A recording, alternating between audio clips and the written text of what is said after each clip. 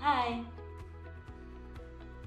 selamat pagi, semangat belajar biologi. Yuk kita masuk kelas, kita belajar mengenai ruang lingkup biologi. Cek. Assalamualaikum warahmatullahi wabarakatuh. Selamat pagi anak-anak, salam semangat belajar biologi. Baik, mari kita masuk bab pertama yakni ruang lingkup biologi. Nah, pada bab ini ada kompetensi dasar yang harus kalian kuasai adalah sebagai berikut. Nah, sebelum kita masuk ke ruang lingkup biologi, sebelumnya mari kita mempelajari ayat Allah yang berhubungan dengan biologi. Salah satunya ada di surah Al-Hijr ayat 22 yang bunyinya A'udzubillahi minasyaitonirrajim. Bismillahirrahmanirrahim. Wa arsalna riyaha lawaqiha fa'anzalna minas sama'i ma'an fa'ashqaynakumuhu wa ma antum lahu bikhazinin, yang artinya, dan kami telah meniupkan angin untuk mengawinkan tumbuh-tumbuhan, dan kami turunkan hujan dari langit, lalu kami beri minum kamu dengan air itu, dan sekali-kali bukanlah kamu yang menyimpannya. Semoga kita semua dapat mengambil hikmah dari ayat-ayat ini. Oke, kita akan masuk bab selanjutnya.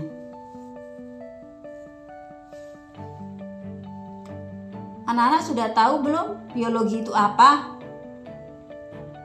Baik, biologi adalah berasal dari dua kata, bios dan logos.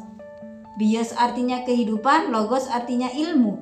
Jadi, biologi adalah suatu ilmu yang mempelajari mengenai makhluk hidup atau tentang kehidupan dan segala gejala kehidupan.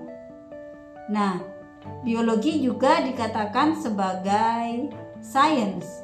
Sains itu mempunyai ciri yang pertama, memiliki objek, memiliki metode, yang ketiga sistematis, kemudian universal, objektif, analitis, dan verifikatif. Nah, di biologi itu ada objek dan permasalahan biologi. Objek biologi ini dimulai dari tingkat paling rendah, yakni tingkat molekul. Nah, di biologi tingkat molekul ini adalah membahas mengenai misalkan struktur dari hemoglobin, seperti itu. Nah, dari molekul itu nanti akan masuk ke tingkat atasnya yaitu sel. Nah, sel ini adalah suatu unit struktural dan fungsional penyusun makhluk hidup. Sel ini nanti akan berkumpul membentuk jaringan.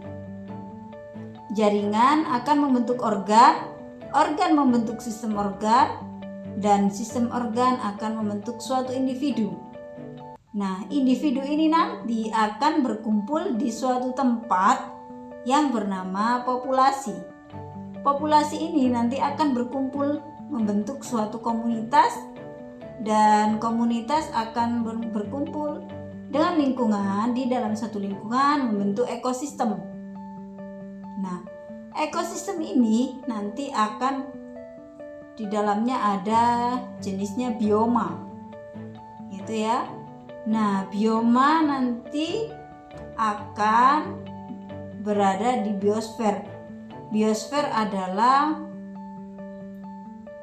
bisa dikatakan sebagai bumi.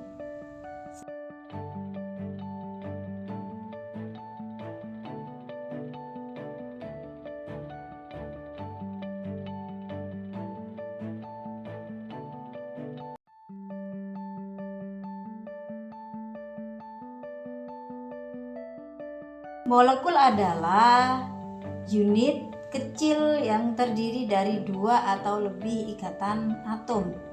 Kalau di biologi itu kita belajar mengenai misalkan mengenai DNA, mengenai NRA seperti itu. Nah, nanti molekul ini akan menyusun suatu sel. Sel itu adalah unit terkecil dari makhluk hidup. Di sana terdapat aktivitas kehidupan, misalkan terjadi metabolisme tubuh. Nah, ilmu yang mempelajari tentang sel ini namanya ilmu sitologi. Sel ini nanti akan berkumpul membentuk jaringan. Jaringan adalah kumpulan sel yang mempunyai struktur dan fungsi yang sama. Misalkan di sini kalau di jaringan hewan ada jaringan penguat, ada jaringan penyokong, ada jaringan saraf, ada jaringan epitel, dan lain sebagainya. Gitu. Nanti jaringan ini akan berkumpul membentuk organ.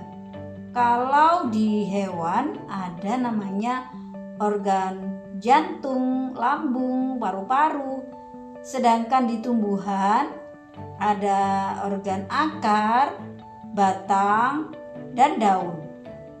Nah, nanti organ-organ ini akan menyusun suatu organisme atau dikatakan suatu individu. Individu adalah makhluk hidup tunggal atau disebut